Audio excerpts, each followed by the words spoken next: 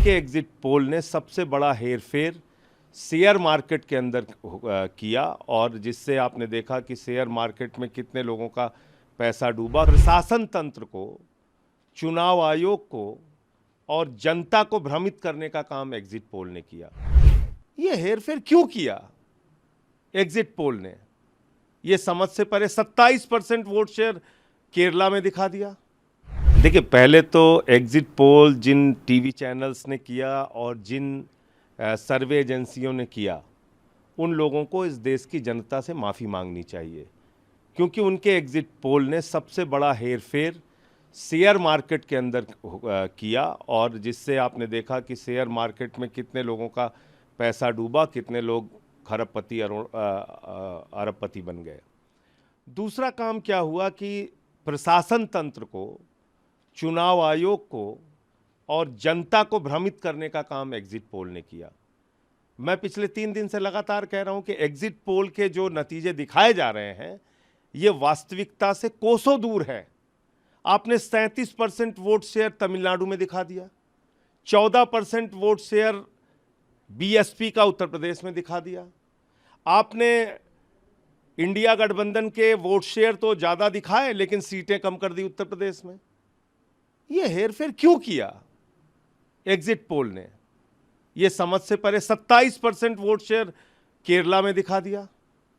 अब बताइए, ये इस तरह का एग्जिट पोल कोई यकीन करेगा क्या? राजस्थान में 25 सीटें थी, वहां 33 सीट दिखा दिया। हिमाचल में 4 सीट थी, वहां 8 दिखा दिया। उत्तराखंड में 5 थी, वहां पे 6 दिखा दिया। पासवान के बेटे चिराग पासवान 5 सीटों पर लड़ रहे थे, उनको 6 सीट का दिखा दिया जीता हुआ। तो ये एग्जिट पोल अपने आप में एक इसकी पोल खोल कल ही हो गई थी जब मैंने ये सारे डिटेल सामने रखे थे। और मैं अभी भी मानता हूं कि अंतिम नतीजे आने तक इंडिया गठबंधन के पक्ष में नंबर आएंगे। अभी जो मेरी जानकारी है वो 255 के आसपास इंडिया गठबंधन की सीटें पहुंच गई हैं। बहुमत से थोड़ा आंकड़ा पीछे है, लेकिन अंतिम काउंटिंग तक नतीजे इंडिया गठबंधन के पक्ष में आएंगे, बहुमत आएगा। दूसरी बात ये कि ये वक्त बहुत निर्णायक है, बहुत महत्वपूर्ण है।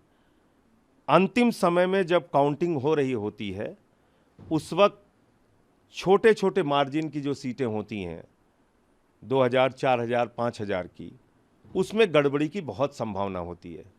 तो इसलिए जितने भी इंडिया गठबंधन के दल हैं उन सब के कार्यकर्ताओं से, प्रत्याशियों से मैं अनुरोध और विनती करूंगा कि अंतिम वोट गिने जाने तक, यहाँ तक कि वीवीपैट की पर्चियां और ईवीएम की मिलान होने तक आप डटे रहें। मतगणना केंद्रों पर अपने समर्थकों के साथ, अपने एजेंट्स के साथ, काउंटिंग एजेंट्स के साथ अच्छे ढंग से मतगणना कराइए। और मैं समझता हूँ ये एक बहुत बड़े परिवर्तन का संकेत है अब तक के जो नतीजे सामने आए हैं। आम आदमी पार्टी पंजाब में 3 सीटों पर लीड कर रही है, अच्छी लीड है, क्या कहना चाहेंगे? और दिल्ली में अगर बात करें तो उस पर क्या कहना चाहेंगे? देखिए, दिल्ली और पंजाब के नतीजों के हम पूरे अंतिम नतीजे का इंतज़ार कर रहे हैं और परिणाम आने के बाद ही हम कुछ बोलेंगे। अंतिम नतीजे आने दीजिए। अभी तो कुछ जगहों पे लीड दिखाया जा रहा है, कुछ जगहों पे क्लोज हैं हम लोग। तो अंतिम जब नतीजे आएंगे तो निश्चित रूप से उसके बारे में भी बात करेंगे।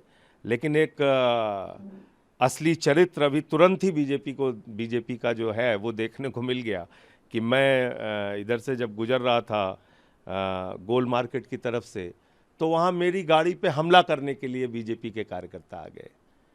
अभी पूरे नतीजे भी सामने नहीं आए, अभी बीजेपी सत्ता में भी नहीं आई, परिणाम सामने नहीं आए, बीजेपी का असली चरित्र सामने आ गया। आप मेरी गाड़ी के ऊपर हमला कर रहे हैं, हंगामा कर रहे हैं। तो ये क्या दिखाता है? ये दिखाता है कि दरअसल बीजेपी का जो भरोसा है वो हिंसा में है, हंगामा में है, हल्ला करने में है। और मोदी जी से मैं सिर्फ इतना कहना चाहता हूं, उनकी पार्टी के लोगों से कहना चाहता हूं कि ऐसे प्रयोग आप क्यों करते हैं हम लोगों के ऊपर? ये तो आपके सारे प्रयोग फेल हो चुके हैं, डराने के, धमकाने के, पीछे करने के। हम आपके आगे झुकेंगे नहीं। आप गाड़ी पे हमला करा रहे हैं, घर पे हमला करा दीजिए, क्या फ़र्क पड़ता है। मैं यहीं घर पे हूँ अपने, यहाँ भेज दीजिए 10 20 50 कार्यकर्ताओं को, वो पत्थर मारें, ईंटा मारें, लाठियाँ मारें, जो आप लोगों का चरित्र है वही दिखाइए। मतलब अभी पूरे नतीजे नहीं आए, गाड़ी के ऊपर चढ़ रहे हैं, शीशे के ऊपर हमला कर रहे हैं, क्या है ये? मजाक बना रखा है।